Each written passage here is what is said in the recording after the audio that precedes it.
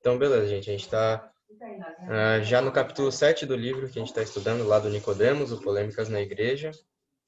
E a gente já está nessa segunda parte, né, que está falando de Jesus. A primeira, só para vocês lembrarem, falava de toda aquela questão do julgo, etc, né? Acho que foi 3 capítulos a gente falando se é errado ou não julgar as pessoas, no caso até pessoas da igreja, a gente viu os termos de julgamento, etc.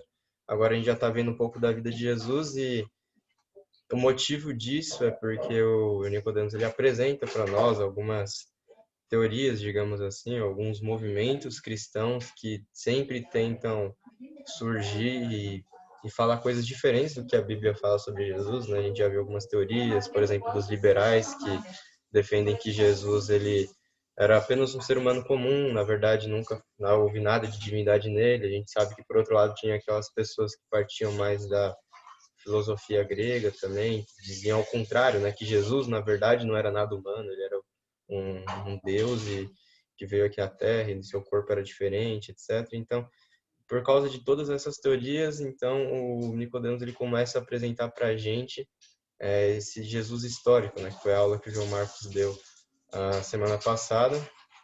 E lembrando que esse termo Jesus histórico ele se refere de fato a historicidade de Jesus, né? A gente sabe que ninguém que conhece de história no mundo, seja ateu ou não, vai negar a existência de Jesus, né? O fato que a pessoa Jesus Cristo existiu é um fato muito bem comprovado pela história, né? Enfim, qualquer arquivamento histórico. A grande questão é da divindade dele, e aí que entra a grande discussão, né? Mas a figura histórica de Jesus, ela não tem como ser negada, né? E é, e é por isso que, através desses fatos históricos, o autor, né, ele sempre tenta mostrar para a gente como, de fato, era bem incrível e não era loucura pensar que Jesus, de fato, era Deus. Então, esse capítulo 7 ele vai buscar comentar sobre a infância, não a infância de Jesus, né, mas ali a adolescência barra mocidade de Jesus, que é a fase, o período de vida de Jesus que a gente tem menos informação, né? A gente sabe que a Bíblia, quando ela fala, né, principalmente os evangelhos, né, na verdade, basicamente, só os evangelhos contêm relatos históricos sobre a vida de Jesus. A gente sabe que o nascimento dele é diferente, né? Ele tem um nascimento especial, é nascido de uma virgem, e os detalhes do nascimento dele, até o momento que ele nasce, são bem detalhados historicamente e bem detalhados pela Bíblia. Por esse fato, né, a Bíblia, os autores dos evangelhos, né, eles sempre queriam deixar bem claro para aquelas pessoas que leriam o que eles estavam escrevendo que Jesus era um dos motivos que provava a divindade de Jesus era o fato dele ter nascido dessa maneira diferente, né, de uma mulher virgem, fruto do Espírito Santo, etc. Então nós temos muitas informações acerca do nascimento dele, desde quando Maria se dá por grávida e as primeiras pessoas que visitam elas, depois onde Jesus nasce, quem são as primeiras pessoas que visitam ali Jesus, os presentes que eles trazem, aquela fuga que eles têm que fazer, né, por causa do que Herodes estava fazendo ali para matar as crianças e para onde ele foge. Então, basicamente, desde a concepção até mais ou menos os 3 anos de Jesus, nós temos todas essas informações, né? Então, a gente sabe direitinho cada passo do que acontece com Jesus. E aí, depois fica um pouco mais obscuro, né? Fica um pouco mais, digamos assim, sem... Nós não temos muitas informações, até aquela passagem conhecida, né? Que Jesus, ele estava com seus pais e de repente ele não se perde, né? Mas ele se afasta um pouco de seus pais e eles só vão encontrar Jesus depois lá na sinagoga, no templo, enfim, discutindo com os fariseus, discutindo já com aqueles estudiosos e dando algum ensinamento da Bíblia para eles, né? E eles já maravilhados, surpreendidos, né? Porque ele era apenas um jovem, né? E é dito que naquela época, mais ou menos, ele tinha 12 anos, né? Mais ou menos aí o período histórico que se acredita. Então, a gente não tem tantas informações da infância dele, mas a gente sabe que quando ele era criança, ele já estava ali na terra natal, né? Na terra natal dele, naquela região que hoje é Palestina. E, enfim, e aí depois a gente só ouve falar dele de novo quando ele tem 30 anos. E aí surge a grande questão, né? Por que a Bíblia omite esse período de Jesus de 13 aos 30 anos, né? O que será que aconteceu? E o grande problema por trás disso, né? Para nós não tem tanto problema assim, né? A gente, né, acho que poucas pessoas, sei lá, né, que são cristãos realmente, se possui algum tipo de dúvida em relação a isso, ou possui alguma crise com isso, nossa, mas por que a Bíblia omite? Será que tem algum problema? Então, eu acho que são poucas pessoas que já pensaram uma vez nisso. Mas para aquelas pessoas como a gente estava estudando, os liberais, ou enfim, esses movimentos perigosos que tentam entrar no cristianismo de uma maneira diferente, para eles é um prato cheio.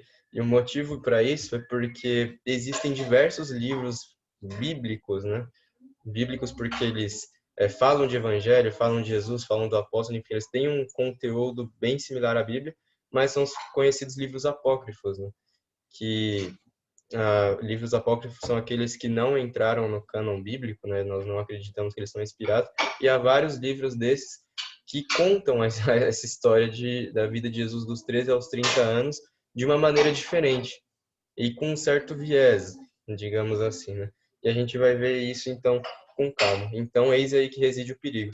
E essas pessoas, então, elas pegam essas informações que esses livros apócrifos fornecem, que a gente vai ver que a maioria delas vai em contradição com o que a Bíblia diz, e tentam, então, formular uma teologia um pouco nova, né? Como a gente já disse, ou que Jesus nunca foi um Deus de verdade, ou que Jesus era, ao contrário, né, totalmente Deus e era só um espírito vagando, ou que, enfim, tudo era uma farsa, etc. Né? E o cristianismo é uma mentira. Então, a gente vai ver o que esses livros falam. Alguns desses livros, eu vou citar o nome aqui, eu não lembro todos de cabeça. Ele fala aqui no final. A gente tem como por exemplo, o proto-evangelho de Tiago. Então, o evangelho escrito por Tiago, o mesmo da carta, tá? Esse aqui tem mais informações acerca desse período. O Evangelho de Tomé, o livro da infância do Salvador. Então existia esses livros, eles foram escritos também ali no começo da igreja, tá? Perto da época de Paulo, e eles foram debatidos se eles eram realmente não verídicos, né? Porque eles existiam, mas se eles eram canônicos ou inspirados. Esse debate aconteceu aí durante todo esse período de 200 a 400 anos da história da igreja, que eles viram que realmente não dava para ter eles como inspirados. Tá? Depois a gente pode falar um pouco mais desse processo. Mas, enfim, tinha esse livro da infância do Salvador, a história de José o carpinteiro, o evangelho árabe da infância, a história de José e Azanate, o evangelho pseudo-mateus de infância. Então, esses livros, eles, como eu disse, eles são reais. Acontece que eles foram escritos por pessoas que ninguém sabe quem foram de verdade. Aí você fala, mas o Evangelho de Tiago ainda deve ter sido escrito por Tiago. Mas não era muito bem assim que funcionava. Isso aqui foi descoberto que eram pessoas aleatórias que escreviam, e para ter algum tipo de credibilidade, elas simplesmente colocavam o nome ali dos apóstolos, né? Então é como se, por exemplo, o Lucas Ebenezer escrevesse um livro e ele assinasse como o pastor Dorivaldo, e aí ele desse para a igreja toda a lei. Entendeu? É mais ou menos o que acontecia lá. E as pessoas descobriam isso mais para frente por motivos óbvios, né? Imagina que utilizando esse exemplo, né, o pastor Dorivaldo, imagina que ele já tivesse escrito outros livros, ou você conhecia o pastor Dorivaldo, e aí você pega o livro lá que está assinado pelo pastor Dorivaldo, mas na verdade foi o Lucas que escreveu, e você revela um monte de gíria, né? Mano, nem sei o quê, tem uns negócios diferentes, falando ali no meio de educação física, umas coisas assim, meio... Você fala, mas o pastor Dorivaldo não escreveria assim, não, né? E era como eles descobriam que aquilo não era realmente a pessoa, né? Que aquilo lá tinha uma autoria falsa. E que esses livros falam, né? Esse proto-evangelho de Tiago, ele descreve toda a infância de Jesus, né? Desde os 3 anos até os 11 anos. E fala que depois que eles fugiram, né, eles fugiram lá em direção e ficaram muito tempo no Egito, e lá Jesus ele aprendeu a fazer alquimias e magias egípcias e os estudos egípcios. Então ele se tornou um grande mago e conhecedor, de coisas estranhas, digamos assim, coisas estranhas para o pessoal da terra natal dele, né? E quando ele voltou, então, as pessoas já achavam que ele realizava milagres ou que ele curava pessoas assim do nada e achavam que era um sinal de divindade, mas na verdade é porque ele conheceu todos esses segredos místicos em outra terra, né? Então é isso que esse livro vai dizer. Aí tem outro aqui que é interessante, né? Que é o Evangelho de Tomé. Esse Evangelho de Tomé, ele fala que o menino Jesus, desde quando era criança, todo aquele que ficava contra ele, ele amaldiçoava e até matava quem entrava no caminho dele, né? A gente sabe que Jesus não faria isso, né? Não fazia isso nem quando era adulto, nem imagina quando era apenas uma criança, né? Saía amaldiçoando e matando os outros aí de graça. E só são alguns exemplos, tá? Mas a maioria vai para esse lado. Eles pegam esse próprio Evangelho de Tiago, esse livro da infância do Salvador também, que fala que durante a mocidade não fala porque Jesus era um homem rebelde, na verdade ele só fica mais calmo até os 30 anos, etc. Então, todos esses livros apócrifos, né, que foram escritos por homens que nós não sabemos quem, que tentaram uma autoria falsa, eles provavelmente foram escritos justamente com essa essa justificativa, não, ou senão esse objetivo de buscar responder ou fornecer informações que a Bíblia não vai dar, e ela nunca se preocupou em dar informações da infância de Jesus, e já já a gente vai entender o porquê. Mas você vê que eles não têm relação nenhuma com a Bíblia, né? Eles são totalmente diferentes, não já se viu, né? Você unir com as informações bíblicas, tudo isso aí que eu falei que está citado nesses livros apócrifos, né? Magias egípcias e Jesus morando em outro lugar, ele amaldiçoando outras pessoas e por aí vai, né? E então do pessoal lá que decidiu qual seria o cânon bíblico, os livros que realmente eram inspirados, eles olharam isso aí e afastaram, né? Mas até hoje algumas pessoas tentam renascer o conteúdo desses livros para, como nós vimos lá, eles distorcerem toda a mensagem do cristianismo e fazerem algo diferente. E a grande questão aqui, né? Eu não vou buscar provar porque é impossível imaginar que Jesus era um assassino quando era criança. Isso eu acho que isso aí já é fora de questão. Eu acho que toda a Bíblia mostra que ele nunca agiu assim, né? A lógica não faria sentido, né? Ele ser uma pessoa, digamos, malvada quando era criança, ou como o outro livro diz lá, o de Tomé, ele ser um cara assim, curtindo a vida doidado na adolescência. Não faz sentido nenhum. Mas agora, por que a gente acredita que a teoria que mais tem força, né, que é o proto-evangelho de Tiago, porque nós não acreditamos que ele passou toda a sua infância e toda a sua mocidade em outro lugar, a ponto dele chegar com conhecimentos de uma nação diferente e as pessoas confundirem aquilo com divindade, né? Isso para nós talvez seja um absurdo, mas a verdade é que, em tratando-se de historicidade, para alguns tem muita força, né? E isso aconteceu com outros personagens históricos, né? Em outros momentos da história, pessoas eles se apresentaram à sua terra natal como divindades ou como seres humanos especiais ou super-humanos ou coisas do tipo, porque eles realmente tinham aprendido conhecimentos de outra nação e depois retornaram. Por que isso não aconteceu com Jesus, né? E o grande versículo que a gente tem para, enfim, mostrar isso fica em Mateus 13, 54 a 58. Eu vou pedir para alguém ler aí, tá? Para não ficar também só eu falando na gravação. Aí quem quiser me achar aí Mateus 13, de 54 a 58, lê pra gente.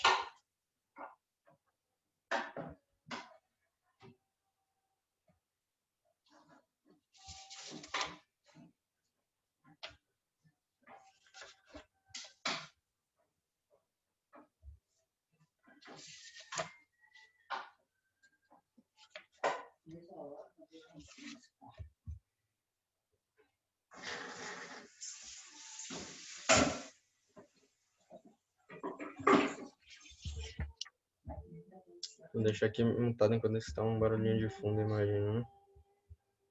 Quem achar pode ler aí, Rafael. 54 a 58? Chegando à sua cidade, começou a ensinar o povo na sinagoga. Todos ficaram admirados e perguntaram: De onde lhe vem essa sabedoria e esses poderes miraculosos? Não é esse o filho do carpinteiro? O nome de sua mãe não é Maria? E não são seus irmãos Tiago, José, Simão e Judas? Não estão conosco todas as suas irmãs? De onde, pois, ele vem? De onde, pois, ele obteve todas essas coisas? E ficavam escandalizados por causa dele. Mas Jesus lhe disse: Só em sua própria terra e em sua própria casa é que um profeta não tem honra. E não realizou muitos milagres ali por causa da incredulidade deles. Beleza. Então, o que essa passagem nos mostra, que é interessante, é que isso aqui acontece logo no início do ministério de Jesus, né? Já quando ele já era adulto, tinha ali por volta de seus 30 anos. Ele chega ali onde ele costumava viver, e é aí que vem o ponto, né? Na sua terra natal, e aí ele vai realizar ali seus primeiros feitos e as pessoas não dão muito valor. E elas justamente não dão muito valor, né? E vê o argumento delas, né? Que eles começam a perguntar, ué, não é esse o filho do carpinteiro? Não chama a mãe dele Maria, seus irmãos Tiago, José, Judas, Simão, não vivem entre nós todas as suas irmãs? Então, tratando-se da cultura daquela época, esses argumentos que as pessoas dão, essas falas, elas mostram que elas eram pessoas muito acostumadas com a presença de Cristo ali, né? São pessoas que viram ele crescendo, né? E viram ele se desenvolvendo, viram a vida dele. Então, essa teoria de que alguns tentam colocar de que ele passou grande parte da sua vida em outros lugares e aí ele chegou com conhecimento estrangeiro que as pessoas da sua terra natal achavam que eram divinos, mas na verdade só eram coisas que eles não tinham noção nenhuma, cai por terra, né? Porque essa passagem mostra muito claro a familiaridade que as pessoas tinham com Cristo. E essa familiaridade, inclusive, fez elas rejeitarem ele, né? É mais de tipo, eu vi esse moleque aí crescendo, acho que eu vou dar valor para ele, coisa do tipo, né? Eu vi esse cara aí crescendo, que ele acha que ele quer agora falar que ele é filho de Deus, como assim? Então, vai para uma linha totalmente contrária do que ah, esse pessoal que tenta fazer malabarismo com a história, né, tenta propor. E a grande questão então surge, mas a Bíblia ela dá alguma explicação do porquê toda adolescência e mocidade e juventude, né, de Cristo é omitida até que ele chegue à sua vida adulta e comece seu ministério? E não existe, tá, nenhum versículo que a Bíblia vai colocar isso, mas a partir do momento que você tem o entendimento correto da Bíblia, e você é, estuda estuda os objetivos de cada livro, isso fica bem claro. Como eu disse, os livros que narram a história de Jesus Cristo são os evangelhos, né? Isso é bem conhecido por todos. E a própria palavra evangelho, né, tem o significado de trazer as boas novas, né, e etc. Não se trata de uma biografia como nós temos na mente hoje em dia, né? O que é uma biografia para a gente nos moldes atuais? Biografia é quando a pessoa ela escreve toda a sua trajetória de vida, desde a sua infância, seu nascimento, né, sua infância, sua adolescência, seu desenvolvimento, casamentos, enfim, relacionamentos, qualquer coisa que ela teve, ela vai escrevendo em todos os detalhes da sua vida até chegar ao momento da sua morte, né? Ou não, depende do estilo de biografia. Mas o objetivo da biografia é relatar todos os eventos, praticamente, dando mais valor àqueles mais marcantes, né, da vida de uma pessoa. Esse não é o objetivo dos evangelhos, né? Nunca foi o objetivo dos autores bíblicos, né? O objetivo deles, inspirados pelo Espírito Santo, sempre foi escrever um livro que deixasse bem claro quais são as boas novas. E nós sabemos quais são as boas novas, qual é a boa nova, né? Que é a salvação realmente em Cristo Jesus, a solução para o problema da humanidade, a vida eterna nos céus. E tudo isso não é possível sem que nós tenhamos o conhecimento de que Jesus Cristo era Deus, porque é só por meio dele, né, que nós somos providos de tudo isso, né? Perdão pelos pecados, justificação, salvação, enfim. Nós precisamos entender o valor que a obra de Cristo tem. E nós só podemos entender o valor da obra que Cristo tem a partir do momento que nós chegamos à conclusão de que Jesus Cristo ele era Deus. Então, os evangelhos são escritos de uma forma para que nós entendamos que Jesus era Deus. Então, é por isso que tem muito foco no nascimento, porque o nascimento dele, como eu comecei dizendo aqui, foi divino, foi diferente. E o evangelho deixa isso bem claro. Até alguns relatos históricos, né, principalmente daquele sempre esqueço o nome dele, Flávio José, acho que é, Flávio José, até ele não fala que ele nasceu da Virgem Maria, né, mas mas os escritos dele, né, de que houve esse decreto de Herodes, enfim, precisaram fugir, tudo isso é comprovado historicamente, né? Então, você tem informações de que a mensagem bíblica ali, ela está alinhada com a história, né? Então, o nascimento dele tem esse foco. Depois aquela passagem que fala dele ensinando na sua adolescência, ali, né, quando ele tinha 12 anos, 11, 12 anos, enfim, para mostrar que desde aquela ele não era um adolescente comum também, digamos, o conhecimento dele era muito superior porque ele debatia já com mestres, ensinava, na verdade, não era nem um debate, né? Ele estava ensinando já mestres ali que passaram a sua vida inteira estudando e depois volta no seu ministério de 30 anos porque é quando ele se mostra como Messias, o Filho de Deus, e começa a anunciar a obra de salvação e começa a realizar seus feitos miraculosos, né? Antes disso, é normal e é unanimidade você pensar que Jesus ele agia como um homem normal, né? Como um adolescente normal, como um jovem normal como nós, né? Da sua época. Então é claro que ele sempre teve a sua vida de santidade, com certeza, mas assim ele nunca, até aquele momento, não era a hora dele se revelar como Messias. Então ele tinha uma vida como um ser humano normal. E é por isso que a Bíblia então não trata desse período de vida dele com mais detalhes. Eis esse o motivo. Então, a questão da infância, da adolescência, né, da mocidade de Jesus, não deveria ser um problema para nós, como alguns grupos colocam, né, alguns grupos, mas eu acho que aqui no Brasil não é nem tão forte esse movimento, né? Esses movimentos os liberais, etc., eles começaram na Alemanha, né? Eles são muito fortes na Alemanha e ganharam muita força nos Estados Unidos. Aqui no Brasil, eles tentaram entrar, viu, aqui no Brasil, mas acho que aqui no Brasil nosso problema maior é com o pessoal lá da bancada evangélica, com a Igreja Universal e etc., né? Com esses outros grupos, né? Com esse pessoal aí que vai para outro lado, né? Eles não vão mais tanto para o lado liberal, barra filosófico da coisa, né? Eles vão para um lado mais, digamos, exploratório, por aí vai. Então, mas ainda assim, quando eles chegaram aqui, eles foram barrados, né?